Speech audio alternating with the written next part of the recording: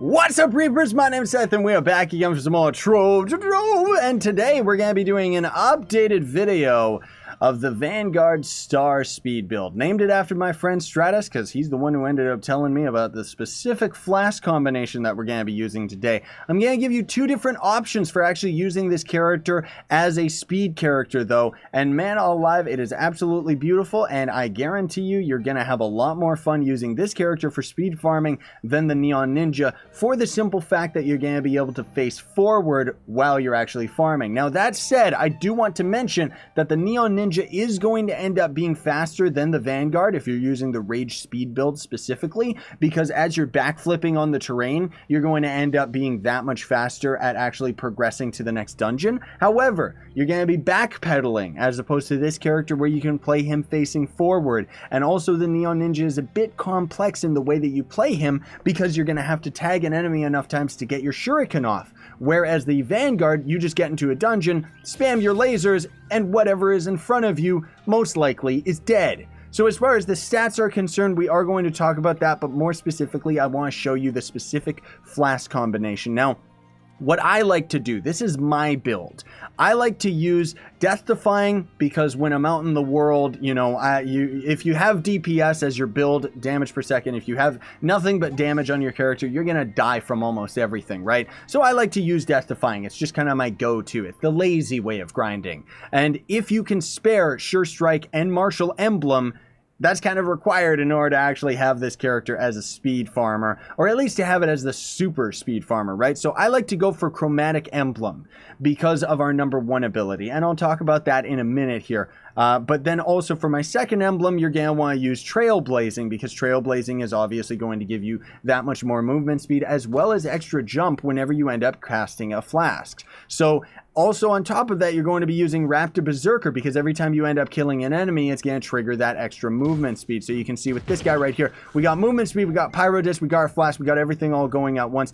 This is how fast you can end up actually being with this character. As you can see, it's just beautiful, and you're going to be running into dungeons like super duper quick. I shouldn't have tried to fight that random enemy, like seriously. And every time you end up triggering your #1, you're going to end up getting more movement speed. It's a little bit laggy right now, but either way, you can see this is us without Pyro Disc, so he is still a very fast character. And there is a specific way that you want to actually farm with him.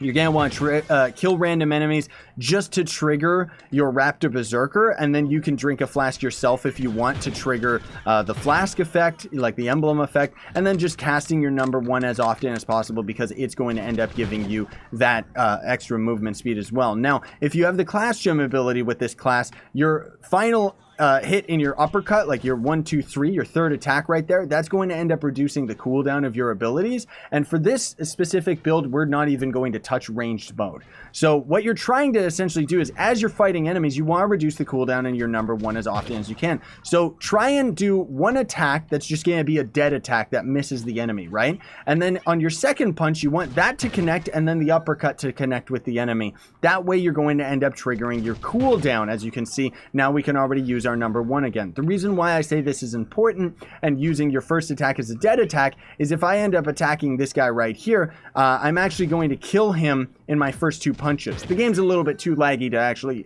show it effectively, but your first attack is going to end up taking the enemy to 1 hit, and then your second attack is going to end up actually connecting and killing that dude before your third attack, as far as the server is concerned, ends up connecting with the enemy, so you're not going to end up triggering that cooldown for your #1. Now, for the Star Speed build, it's a little bit different, and you do have to be a bit more powerful, but you know, that's kind of the whole thing that's fun about it, right? So what you're going to be doing is swapping off of Death Defying. Oh my gosh, I know. And you're going to be using the Conjurer's Crucible. So this is a flask that's going to end up triggering every time, or not triggering, but it's going to end up refilling the flask every time Magic Find triggers. So that's where you got to have a lot of dragons, and you got to have a lot of Magic Find, because generally speaking, you're going to have Magic Find triggering a whole lot. And then you're going to be swapping the Chromatic out for Unyielding, because now without Death Defying, you don't have that amount of survivability. So what you're essentially doing with this build, which is definitely more efficient than my build, except I just prefer my build and way of doing things, just because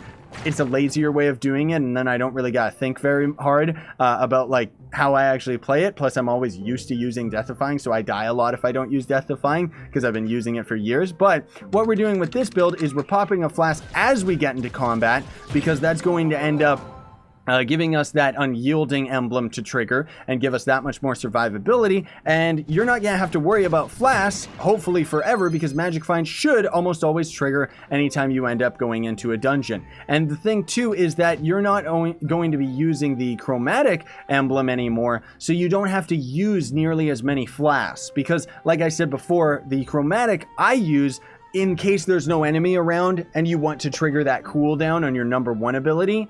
That's where I like mine, my build a little bit better, and I would say that my build is more efficient in the short term, whereas this one is more efficient in the long term, because you essentially are going to be able to farm that much longer without having to go out and find yourselves a cornerstone, right? So you do gotta be a little bit more careful when you're fighting random enemies, because if you're not, you're going to end up dying. You usually can just run in, do a couple right clicks, and just end up killing them, but you don't want to do that, because again, you're going to try and trigger that cooldown, because otherwise you're just starting to get slower and slower and slower. Now, if you're using my specific build, you're gonna have to find a lot more cornerstones to refill your flask, whereas if you're using this one, again, you are going to be slowly draining your flask, but it's going to be a lot more, like over time, you're going to be able to do that many more dungeons before you're going to have to refuel. And of course, if you're at the end game, you're going to be using bombs essentially just for getting into dungeons and stuff like that. And generally, you just want to be careful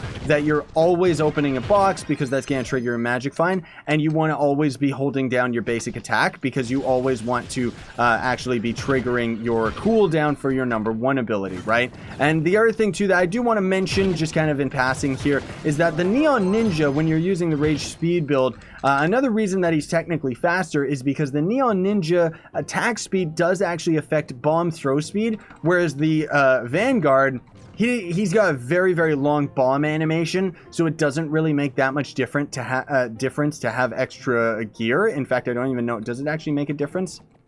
Doesn't even make a difference for his throw speed, as opposed to the Neon Ninja. If we swap on over to him and I show you, we're just going to be able to boom, boom, boom, boom, boom, boom, boom. It's only a little bit faster, but it does make a difference in the long run. You are going to be able to grind dungeons faster with the Neon Ninja. It's just not going to be nearly as fun because you're backpedaling, and that's just kind of, you know, also I'm just really, really into this class. Like, I absolutely love him as a character, so that's my 2 cents towards it. Now, let's talk about numbers. Let's talk about the stats. So as far as building this character, again, you're going to have a lot of Magic Find in order to use the Star Speed build effectively, because you're going to have your Magic Find trigger pretty much every time you end up going into a dungeon. For the gear, you're going to want attack speed for your second stat no matter what. Attack speed second stat is ideal for this character. You can get away with having movement speed second stat, but the reason why you want to hopefully have movement speed as your 4th stat is if you have enough tentacles that you can re-roll your stats on your gear, you can actually swap the movement speed out for crit damage, thus making your character that much more powerful for shadow towers. That's why I would recommend for a shadow tower build, as opposed to the speed build, you want to have all the movement speed you can. You're going to want to have an energy regen ring, unless you, don't really have that much jump. Then you could end up going for a jump ring, or maybe you want to go for crit hit.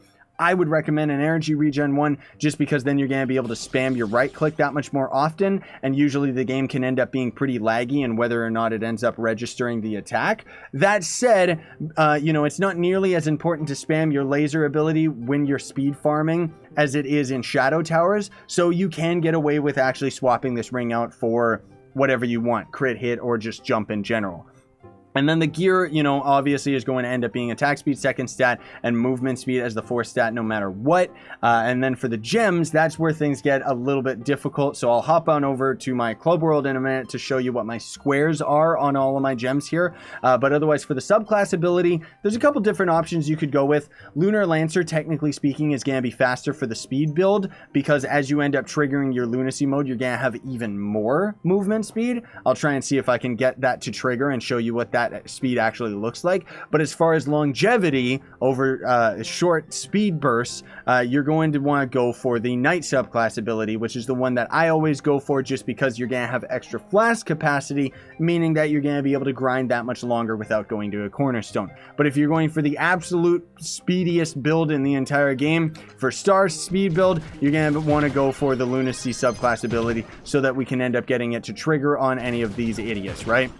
Hopefully I can end up getting this to happen. Like, seriously, what is this? There we go. So we got Pyro Disc, we got our potion, we got everything going on all at once. And as you can see, we are just a force to be reckoned with as far as speed is concerned. The game, unfortunately, is an absolute laggy mess since this update's come out. So we didn't get to see a prime example, and we're rubber banding because we're that fast. Like, seriously, this game can't handle how speedy he is. So again, that is actually the star speed build, is using the Lunacy subclass ability. Sorry, I was using the Knight one the whole time. I completely forgot to swap over to it. But again, for myself personally, I like using the Knight ability just because that extra flask capacity. Anyways, let me swap on over to the club so I can show you what my gems are as opposed to the gems that you're going to be going for. So obviously you're going to need the class gem ability. That's absolutely required for this build, just because of the fact that you need to be able to trigger that cooldown on all of your abilities, right? But then otherwise, Pyro Disc. This is something that in my older star speed build video I didn't have, because I was on the test server, and on the live server I just never got lucky. I never ended up getting a Pyro Disc. I did end up unboxing one in my recent Empowered Gem Box video, so thank goodness for that, because I was able to actually fully augment this gem and everything like that. But as you can see, I am actually not rocking any physical damage on this gem. That is not a joke or anything like that. I just don't have any gem re-rollers, and I've re-rolled this stat 12 times without actually having it roll into the stat that I want, which is just physical damage, which, I mean, seriously, it makes me question life. Like, I hate the gem re-rollers because I never get Binding Darkness. I never end up getting it. It's just weird. But anyways, what you're going to want to be doing for the build, is the third gem you want to try and have as a damage gem, because more damage output is going to obviously maximize your speed, because as you end up having a gem that ends up sparking out explosions around you and stuff like that, you're going to be able to kill dungeon bosses faster, thus you can end up clearing faster and going into the next area and stuff like that. However, I would honestly recommend you go for Cubic Curtain, just because of the simple fact that it's going to help you that much more in Shadow Towers for a Shadow Tower build, which I have another video talking about that. Links will be in the description. But what you're going to be doing is trying to augment all your gems, obviously, and you're going to want 3 of your lesser gems to have crit damage with 2 squares in it, and then 1 square to your physical damage. 3 of them are going to be like that, and then the last 3 lesser gems anyways are going to be physical damage with 2 squares and 1 square to crit damage. You don't want any squares into your crit hit, because if you have fully augmented gems, it's not really going to make that much of a difference. And then for all of my empowered gems, I just normally would use physical damage, and crit hit in that order as far as the priority of the squares. And the way that you can tell if you end up getting a perfect gem is you have to have all 3 stats available at the start as soon as you end up getting it. It doesn't matter what the power rank is on gems anymore, because as you end up augmenting a gem, you're going to force it to being the best power rank in the game. That said, if you end up having a gem that starts with a lot less power rank than another gem that has 3 stats and starts with more, you're going to be spending a lot more time getting gem augmenters. All right. So as far as the stats are concerned, though, it's, you don't have to be perfect. You don't have to have this character as powerful as I do or anything like that. Normally, I would be at 125,000 physical damage as my base. That's kind of just the go-to. Like, this is how I build a perfect character in the game, is you go for 125k physical or magic damage, depending on the character, 100% crit hit if you can, and then your crit damage on the Vanguard is going to end up being at 1,600%.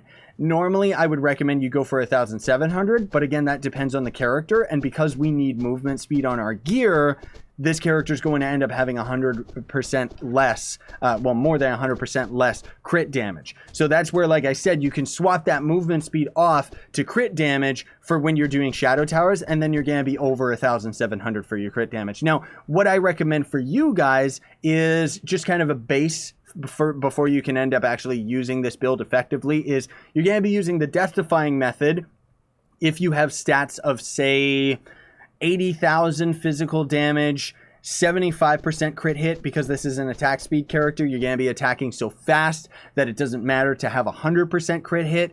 But then, you know, I'm just trying to say for this build specifically, so this is assuming that you're not using Sure Strike and you're not using Martial anymore. You should be able to get away with it at 80,000 physical, 75% crit hit, maybe higher than that, and then at least 1,300 for your crit damage, maybe more. And then for your magic find, you want to have at least 3,000 before you end up even considering using the Conjurer's Vial.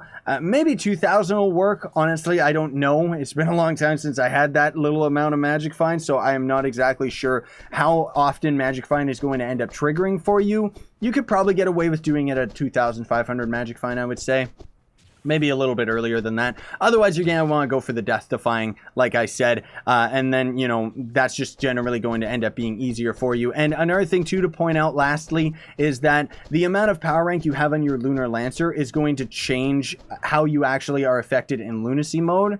I think it ends up changing how, you know, not how often you can trigger it, but the percentage chance of Lunacy mode triggering is going to end up being affected by your power rank. Not to mention your attack speed's going to go up and your attack damage is going to go up based on the power rank of your Lunar Lancer. So if you can, 25k PR Lunar Lancer is going to end up being the best because it's in 5,000 intervals. So at 1 PR to 5,000 PR, you're going to be the lowest subclass ability you can be for the Lunar Lancer. 5,000 to 10,000, you're going to be that much higher. 10 to 15, 15 to 20, 20 to 25, so on and so forth as more power rank ends up being added to the game. It's 5,000 intervals for this stat right here. And that's, I think that pretty much covers everything, folks. So hopefully I ended up answering any questions that you have to actually building this character in a specific speed build. I did already have a speed farming video for this character, but now I actually have Pyro Disc, and you know, now we're on the live server. So I kind of wanted to show you a prime example of what you can actually end up attaining for this character, because it's pretty fun, dude. Like, seriously, it's a lot of fun actually using this character for actual going and grinding and stuff like that. And again, too, you can end up swapping the energy regen off for a jump ring if you need to, but I'm also trying to keep in mind that you want to build this character for Shadow Towers as well. You don't have to, because if you already have a set of magic gems and magic gear, it's better to build the Draco because you're going to be that much stronger. Or generally speaking, you know, a Gunslinger, Fey Trickster, Dino Tamer, a lot of the top tiered powerhouse characters are going to be able to out damage the Vanguard in Shadow Towers. But the fact that this is a melee character that can handle Shadow Towers is very important. And as far as just farming U9, forget about it. He is an absolute genius at it. Thanks for watching, everybody. Very much appreciate it. Don't forget to like, share, favorite, and subscribe for more daily content. And if you want to support me, you can always support my channel by sponsoring me or checking links in the description for my merch store, which is where you can buy this shirt and a bunch of others, or you can check out Gawkbox, which is a way you can donate to me for free. Sign on and stay epic, everybody.